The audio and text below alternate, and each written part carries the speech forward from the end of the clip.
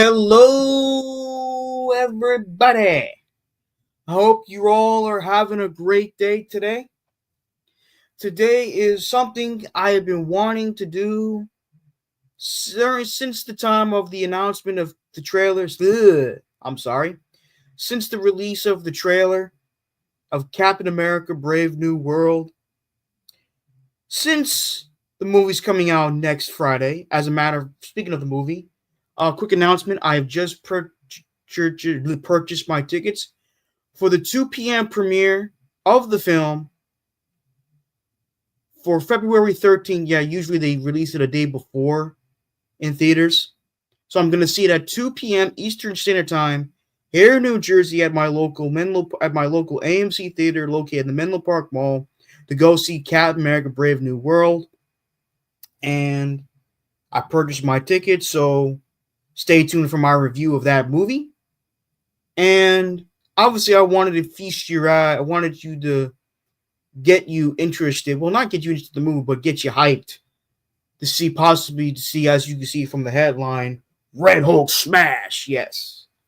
To see some good old Red Hulk action, even though he may be in the movie for like 5 to 10 minutes.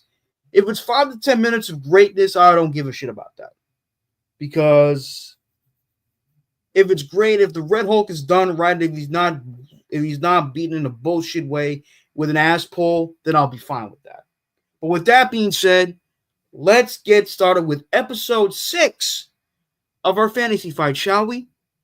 Today I am pinning together against Ethan Avery, aka DC's latest iteration of Damage, versus the Red Hulk himself, Thaddeus Ross. So without further ado, let's get started.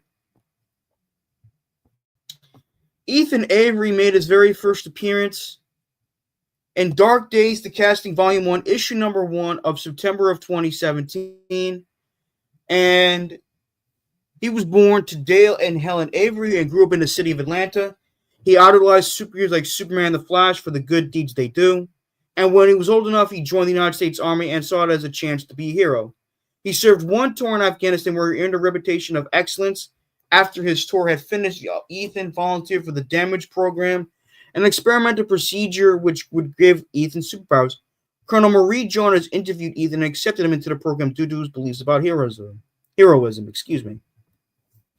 After several trials and tests in a secret facility known as the Burrow, Ethan was given the Damage Serum, a concoction designed by Dr. Vest which was based off the Miracula formula. The serum would allow Ethan to transform to a hulkish behemoth known as Damage for 1 hour a day, although he would have no control over his actions. That can't be good. Ethan would go on several missions as Damage, where he would completely obliterate the hostile forces. First mission comprised of eliminating a Latvian fascist military group, which he was able to accomplish in 8 minutes and 13 seconds. Another one of his missions was to massacre a militant group in the African nation of Biala, which he succeeded in doing. Ethan began to doubt his role because he could never remember what he did as Damage. Each time, however, Colonel Jones would tell him that every bullet he took as Damage would save a soldier who would have been displaced. Eventually, Ethan lost in his cause, believing to be unjust to kill with such maliciousness and brutality. Now, Ethan would then go on the run, and he would eventually come across the likes of the Suicide Squad and the Justice League, in which he was able to give both groups a run for their money, especially their heavy hitters like Solomon Grundy, Wonder Woman, and even Superman. And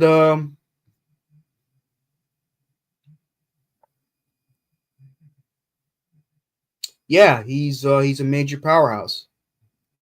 So let's get into his powers and abilities. Transformation. Once a day, Ethan Avery transforms into the hulking behemoth Damage for 1 hour. During this time, he has no control over his actions, though he can communicate mentally with Damage. When Ethan turns back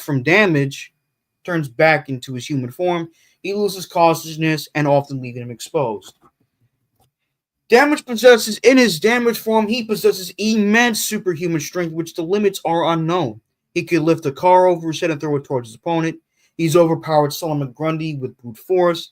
has overloaded the parasite's absorption abilities with too much energy, and has held his own against the likes of Wonder Woman and Superman. He was strong enough to fight and ultimately overcome 3 semi-successful Bay Island damage project subjects simultaneously in under 6 minutes.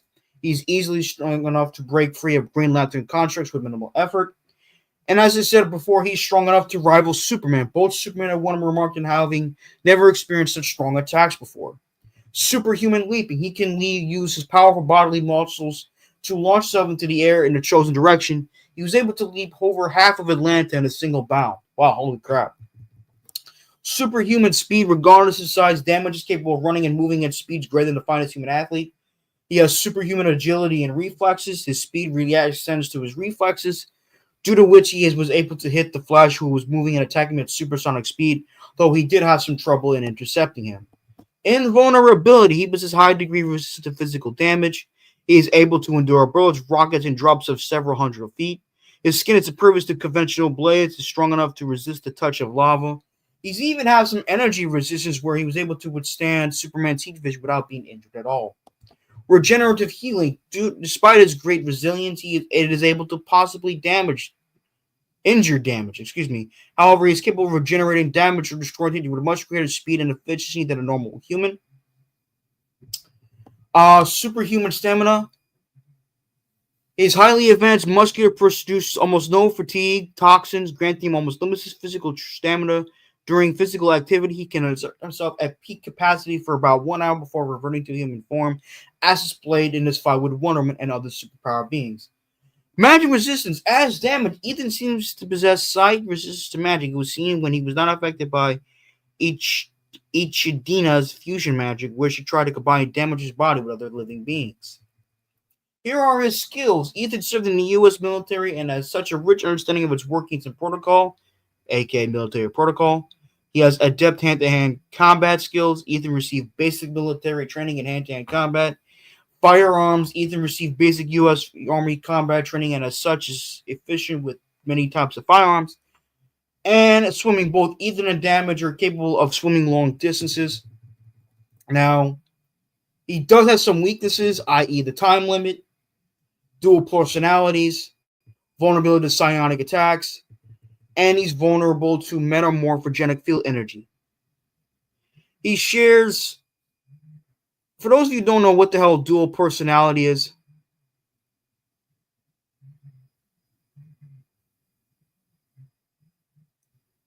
psionics means, like telepathy and mind control. And morphogenic field energy is like, similar to a Krypton's vulnerability to kryptonite. And he's able, so this comes in handy because he was exposed to animal themed energies like the red or plant force energies like the green. So yeah, there's that.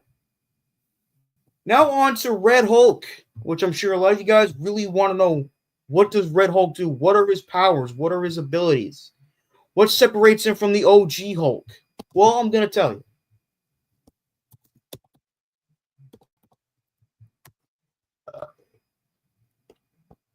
Excuse me. Now, for those who... I'm waiting for this fucking thing to load. Okay, here we go. Okay, Red Hulk.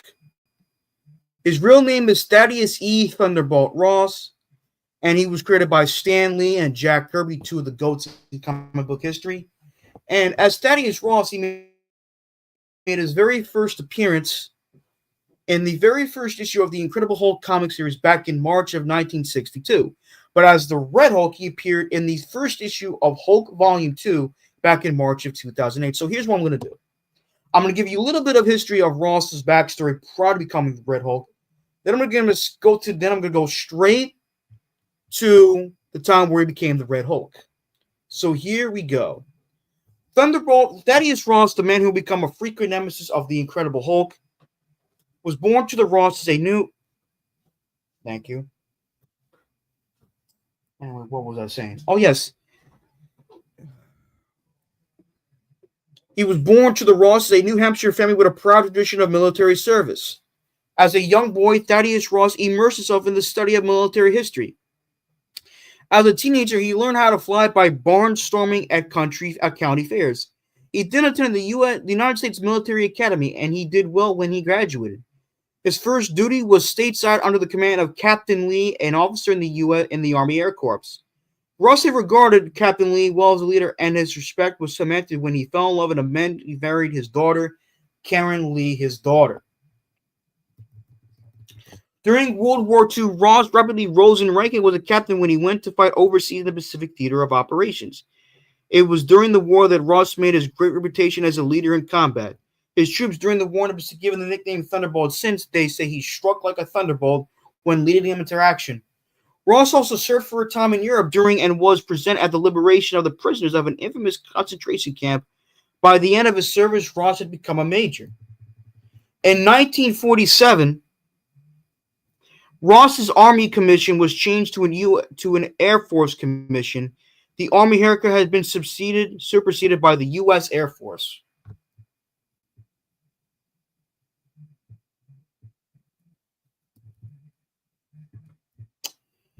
Um,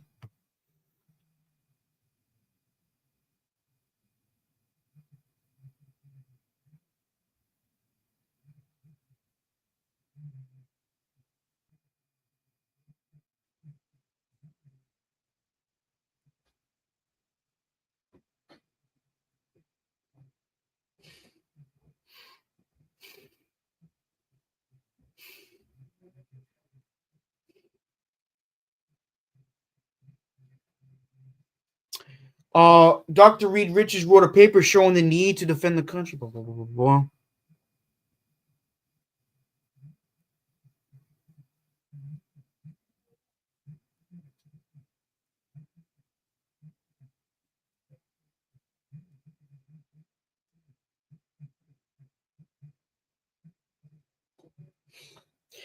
There was once an attempted bombing incident at a science high school by a young Bruce Banner, which was later stopped by Bruce himself, saying that his imaginary friend, the Hulk, did it. Drew the interest of Ross. He would meet his aunt, Susan Banner, Bruce's guardian, who just moved out of town with Bruce in order for him to avoid jail time.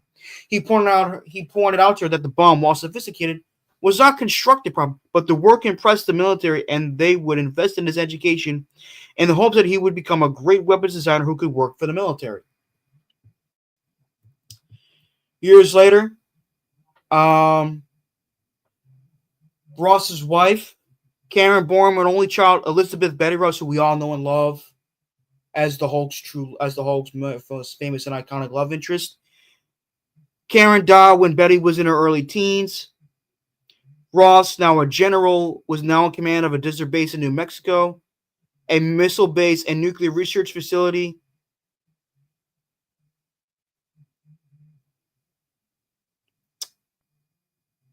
And felt it was not a right place, even though they were in a nuclear facility. He felt the best place to raise her was in boarding school. After graduating, Betty returned to New Mexico in order to be close to her father, who was now her last living blood relative. There she met Bruce Banner, who was now a genius in nuclear physics, was sent by the United States government to Desert Base to oversee construction and test his invention, the gamma bomb, a nuclear weapon that produced a high gamma radiation output. General Ross was upset the fact that Banner, who was a civilian, was supervising the project.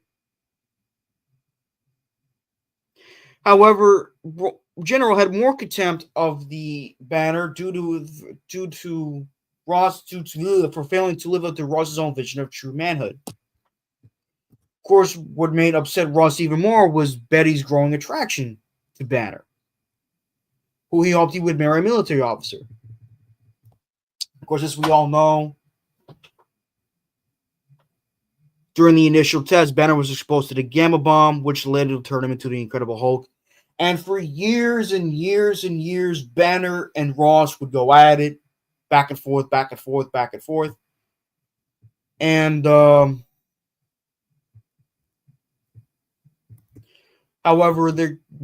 however, years later, um,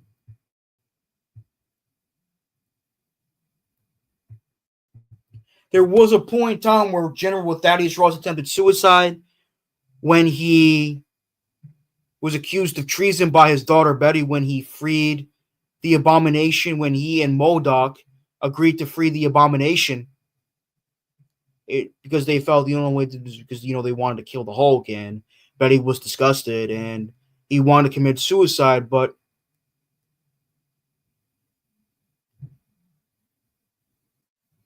and he nearly committed suicide at his office in the Pentagon, but he decided against killing himself and disappeared from sight. In his honesty, was dishonorably discharged from the armed forces. Ross became a drifter, sinking increasing further into insanity. There was a time where Banner was apparently cured of being the Hulk, proposed to Betty, and during their wedding, some Ross appeared with a fucking gun and demanded the marriage to not take place. However, when Rick Jones, Bruce's best friend and best man, tried to stop Ross, General shot his ass. And Betty confronted her father and persuaded to let the wedding proceed. Betty and Bruce were not married. Jones recovered from the gunshot wound and thought Ross and Thaddeus Ross was hospitalized and placed under psychiatric care.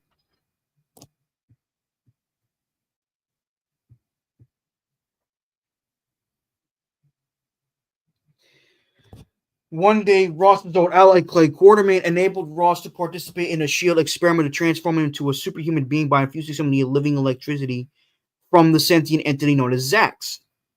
The experiment went awry, and Ross's conscious psionic energy was absorbed by Zax, which then broke free.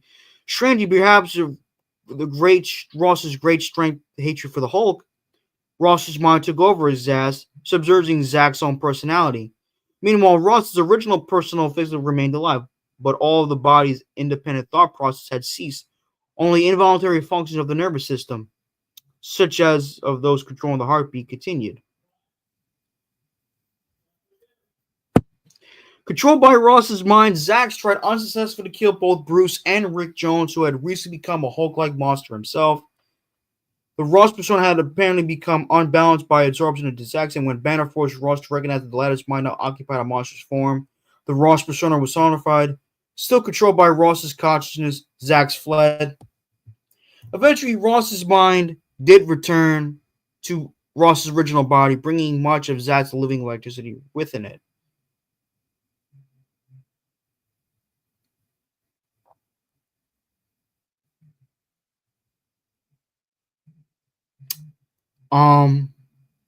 Eventually, bringing, but now a new menace had come to Gambit, a grotesque, unnamed mutant which seized upon the heads of victims and drained life energies from their bodies, killing them. Ross watched as Rick Jones in his Hulk-like form tried unsuccessfully to defeat the mutant, which menaced Betty. Then, to save Betty, Bruce Banner hurled himself into the mutant's path and therefore becoming the mutant's victim. On seeing the Hulk's bravery and Bruce's self-sacrifice, Ross realized that he had gravely misjudged them both. The mutant rendered Brian unconscious without draining him all of his life energy, and then headed towards Betty. This time, Ted hurled himself into the mutant's path, and the creature took hold of his head. But since Ross still possessed much of Zaz's electrical energy, the mutant could not take control of Ross's mind, and Ross released all of Zaz's energy, killing the mutant by electrocution. The strain of Ross' heroic act was too much for his aged body, telling Betty he had been wrong about Bruce and that he himself loved her. Thaddeus died in his daughter's weeping arms. Then the leader tried to resurrect Ross, but unfortunately he came alive as a vegetable.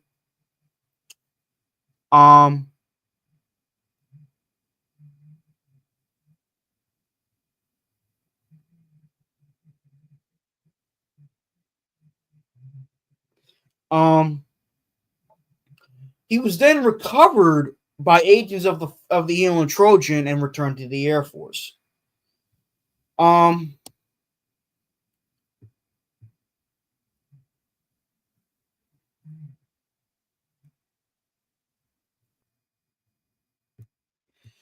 Then, now we're getting to the Red Hulk part, guys. I'm sorry this is so freaking long. Ross's daughter was then killed by the Abomination when he was then poisoned by the Abomination, one of the Hulk's arch foes. And the Hulk was then exiled from Earth by a group of superheroes known as the Illuminati. The grief of his daughter's death, along with lacking a purpose now that there was no Hulk to fight on Earth, led Thaddeus to spiral to alcoholism and depression. On the night that Captain America was assassinated, Ross was watching the events on a television in a bar when suddenly everyone in the bar except where Ross were in a trance. And Ross was approached by two big time villains. One of them we're going to see in the movie, and they were MODOK and the Leader. The interlopers told Ross that Hulk would return to Earth sometime soon and seek revenge on those who had exiled him. Using revenge upon the Hulk and a promise that they would bring back his daughter back to life,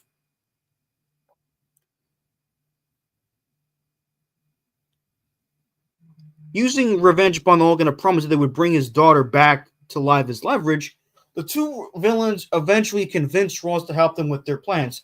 Thus, when the Hulk eventually did return, initiated one of the greatest events of all time and probably the best Hulk story of all time, World War Hulk. Ross helped fight in the battle against the Hulk while communicating with his new allies. With the help of MODOK, Leader, and a previous friend of the Hulk's named Doc Samson, the quartet used satellites to siphon energy from the Hulk and even recover Bruce Banner's body in the aftermath of the battle using life model decoys posing as SHIELD agents. Transporting Banner's body away to a secret base, Ross's allies used the body and the energy that they severed from the Hulk to transform Ross into the Red Hulk, a beast with similar size and strength to that of the regular Hulk, but with the ability for Ross to constantly transform between his human form and his Hulk form at any time he chooses. To avoid suspicion from his disappearance, Ross and his villainous conspirators, who were calling themselves the Intelligentsia, replaced Ross with a life model decoy of himself to perform his regular life responsibilities. In the meantime, Ross as the Red Hulk went on missions directed by the Intelligentsia.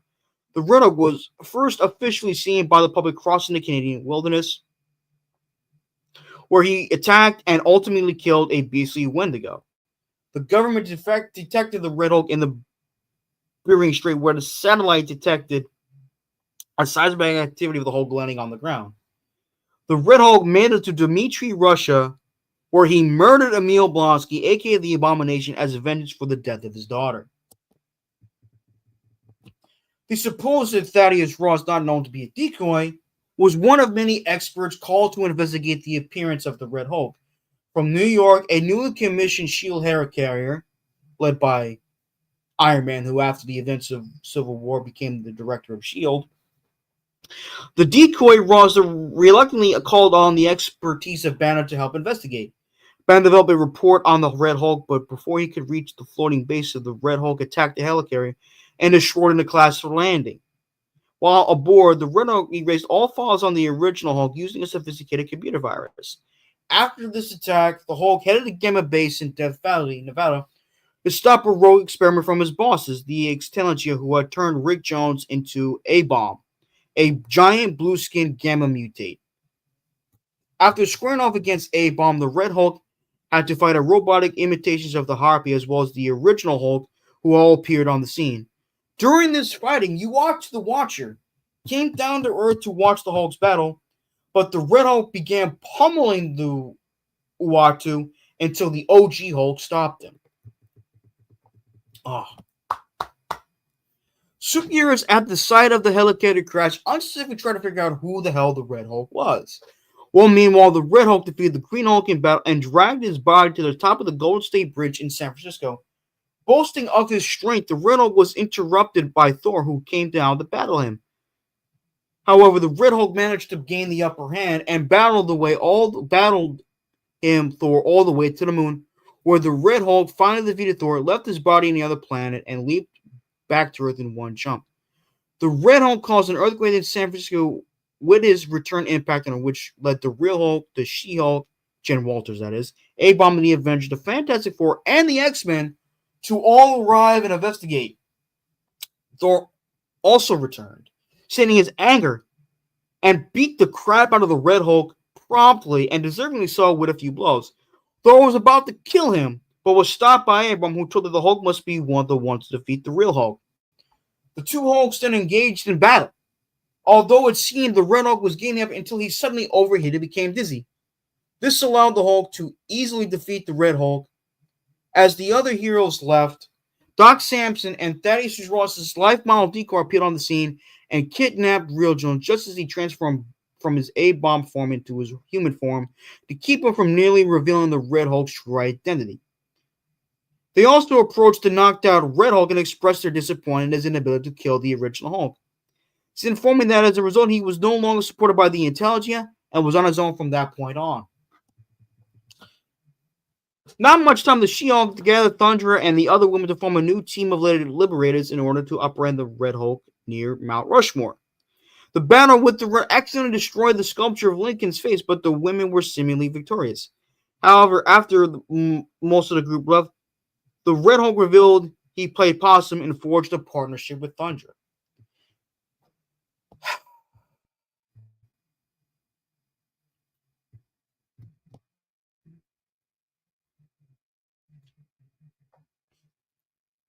Then we skip. Then I'm gonna okay. So basically, for quite some time, the Red Hulk's identity would be a mystery.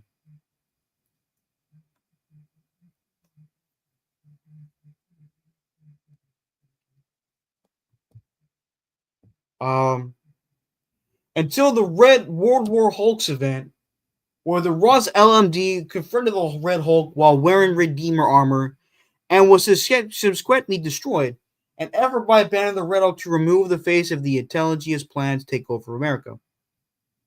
It was later revealed that the Red Hulk apparently killed General Ross at the behest of Banner, with whom he had formed an alliance. The Red Hulk made an apparent meeting with General Ross that concluded with the General's death, later revealed to be a ruse, when he showed up in his Redeemer armor, intending to kill the Green Red Giant. After memorial service, the Red Hulk met with his new ally who appeared to have orchestrated Ross's death all along, Bruce Banner. However, the new Fantastic Four attacked the Fantastic Four in the Baxter Building. The Red Hulk came to their rescue. He managed to save everyone except for Reed Richards, aka Mr. Fantastic. He also went out to help the X-Men and also failed to do that.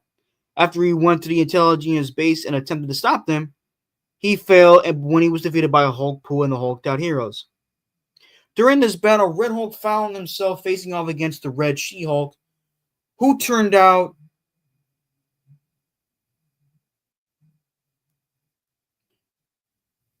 where, when he reverted to human form, revealed to those present as Thaddeus Ross himself, and the Red Hulk should quickly revealing that she is his daughter Betty.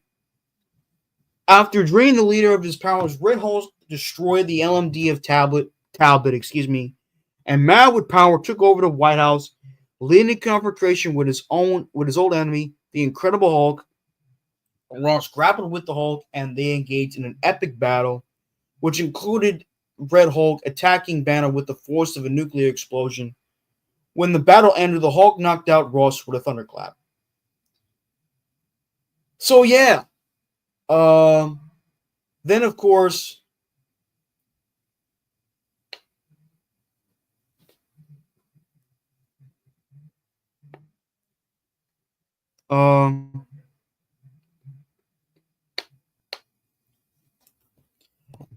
Red Hulk then became part of the Avengers.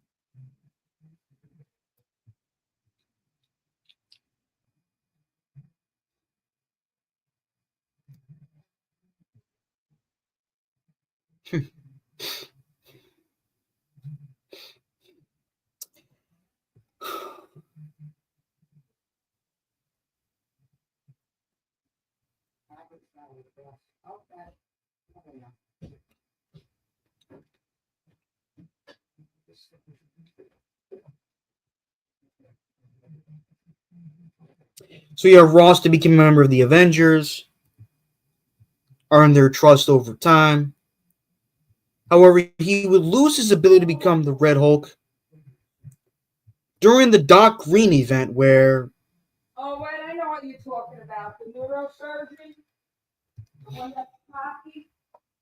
when he fought against the extremist virus, the super genius persona of the Hulk called Doc Green, in which Hulk was cured of brain damage with the extremist virus. The Red Hulk would then become Rouse became the Red Hulk again after while he was being tortured by Crossbones. And during the torture, he eventually regained his ability to become the Red Hulk while maintaining his hair color and mustache this time. He defeated Cutthroat and downed many of the Power Elite aircrafts. When he confronted Captain America, the Red Hulk saluted him. So yeah.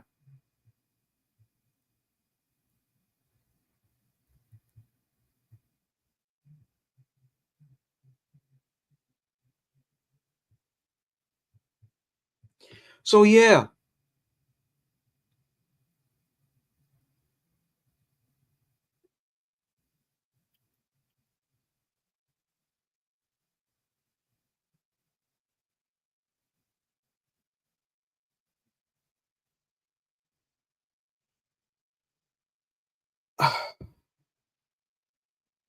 Don't worry about those characters, Swamp Ranger. Now I'm going to give you guys the powers and abilities of the Red Hulk.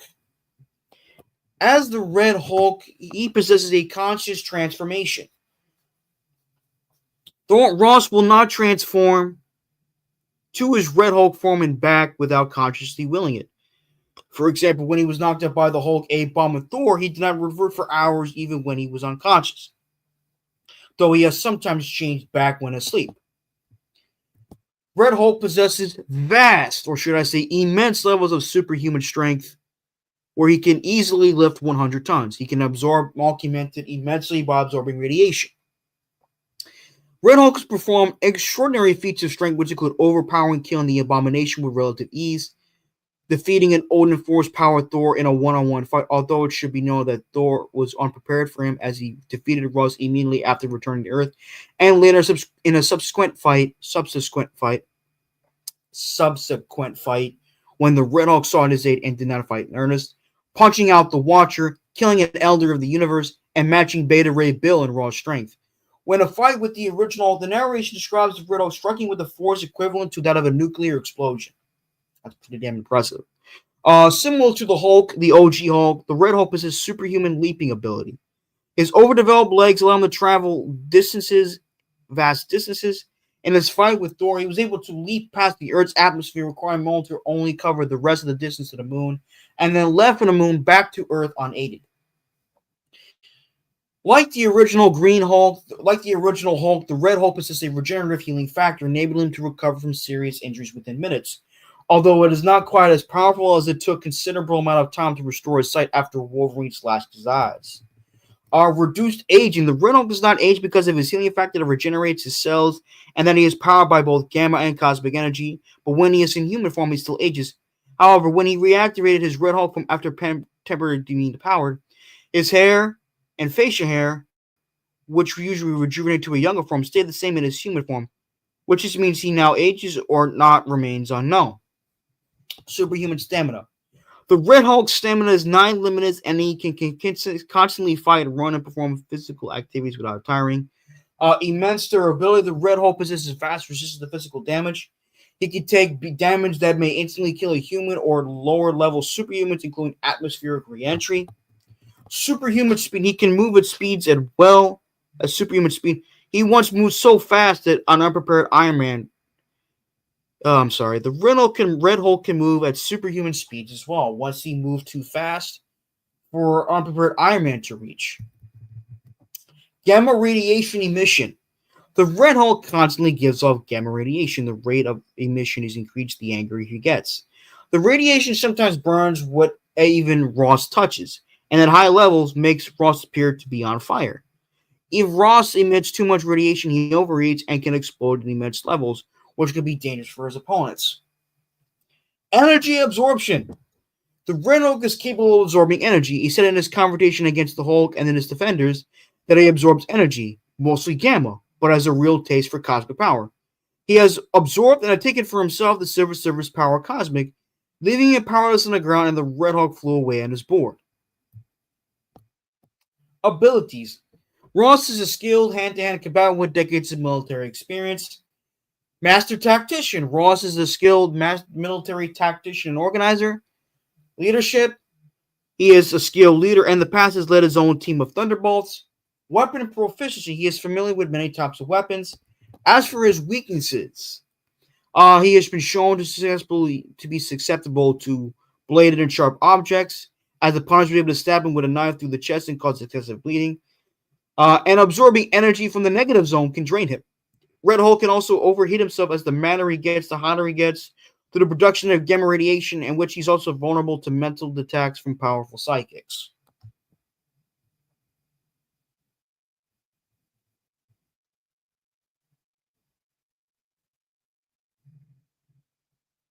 Now let's get into the battle breakdown.